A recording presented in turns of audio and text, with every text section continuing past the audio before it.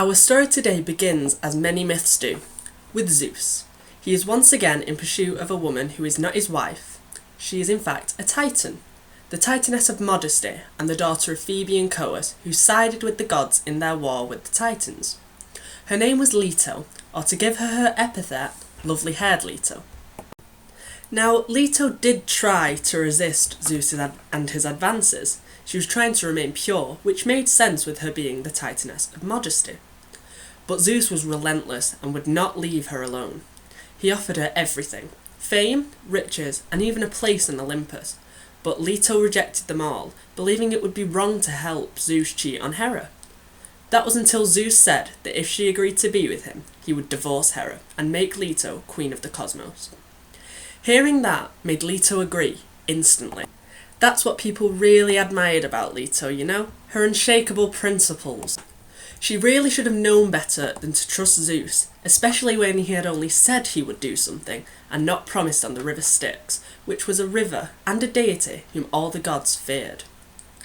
Leto fell pregnant by Zeus and believed that this would secure her place as queen of the cosmos, and she ran to tell Zeus, who at the time stood with Hera. The Titaness told Zeus in front of his wife that she was pregnant with his child, and that he was now free to leave Hera. As per usual, this infuriated Hera. After having Ares with Zeus, she believed Zeus would not cheat again. Clearly, she had been wrong. But she wasn't about to give up her throne and husband to a Titan. For a goddess who I'm not particularly fond of, Hera has made it into a lot of my videos so far. Just a quick reminder that Hera was the sister and wife of Zeus, who was the goddess of mothers and families, as well as a very vengeful woman. I think she is the very definition of hell hath no fury like a woman scorned.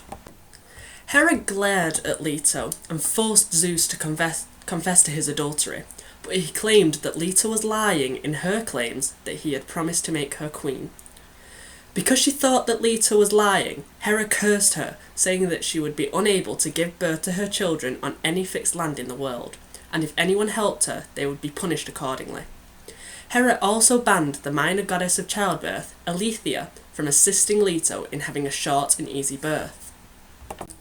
Angered by Zeus's lie and distraught with fear over the curse of Hera, Leto fled from Olympus and began desperately trying to find somewhere she could give birth.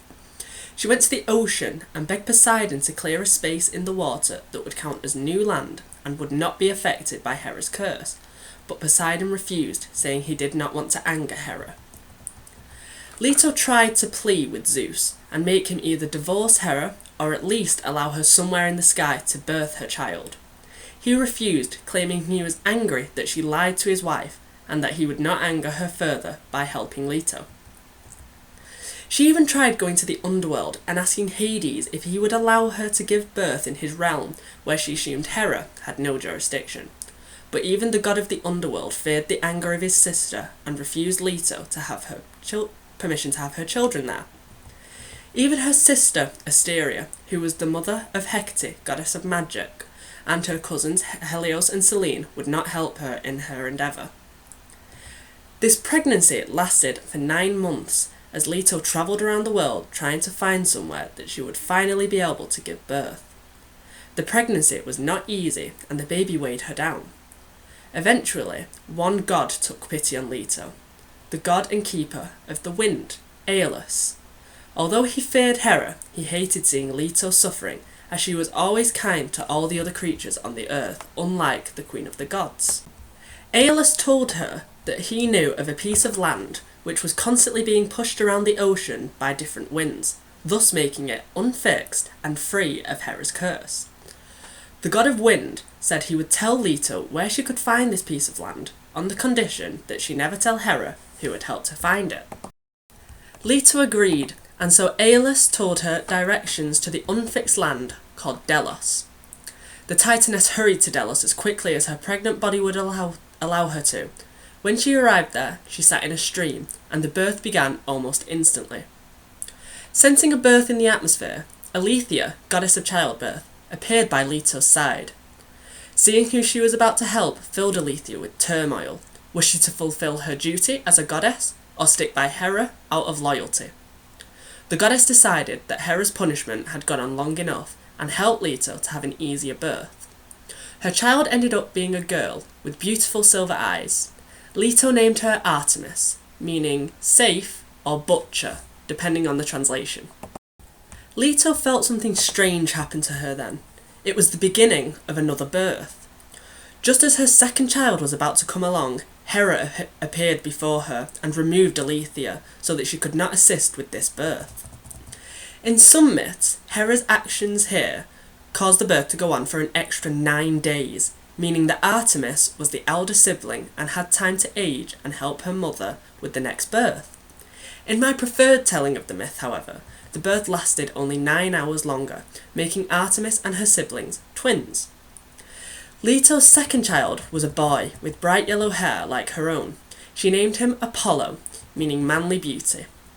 They lived together on Delos for a few days, until it became fixed ground and their sacred island. When they stopped aging and reached immortality, Apollo and Artemis made their way to Olympus, where they declared themselves to Zeus, their father. Artemis swore off men because of her mother's ordeal and became goddess of the wild and of the hunt. Like his grandmother Phoebe, Apollo became god of prophecy, as well as healing and music. The twins were welcomed by all except Hera to the pantheon, and were the latest addition to the Olympian gods. A few of you may be wondering why I have not mentioned the twins being god and goddess of the sun and the moon. This is because, at the moment, these titles belong to Helios and Selene. However, I will be doing videos in the future on tragedies that happened to Helios and Selene, which caused them to give up their godly duties to Apollo and Artemis. I hope you enjoyed this video. If you did, please like and comment. If you found it informative and interesting, please subscribe. Thank you for helping keep classics alive. This channel is now also on Twitter, which I shall leave a link to in the description for this video, for those of you that wish to follow it. My next video will be on the god of wine and festivities, Dionysus. I will see you next time on the Mythology Manifest.